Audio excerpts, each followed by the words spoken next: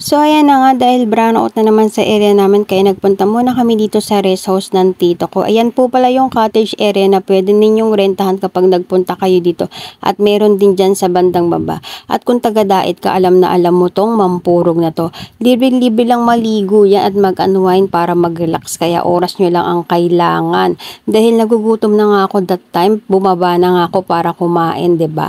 Kahit mga ganitong simple gathering lang, pasasama-sama kayo, ang saya, no? At itong batang to, ayan, nagmumuni-muni kasi gusto niya na talagang maligo. Kaya ayan, pinagbigyan ko na talaga siya para ma-enjoy naman niya yung araw niya today. O, 'di ba, kasama yung mga pinsan niya kasi minsan lang yan, anak, kaya i-enjoy mo na. Yan, ginilid na nga ni mama yan dahil nga tanghali na. Kaya dyan muna siya para magtampisaw. At syempre ako hindi papayag na hindi magbibideo, okay? Kaya kasi ayan talaga yung pinuntak ko. Kung iaalay ang buwan at araw, pati pa sapatos kong suot, nagtatanong. O, diba, feeling singer yan, kaya pagbigyan nyo na dahil talagang yan ang hilig ko.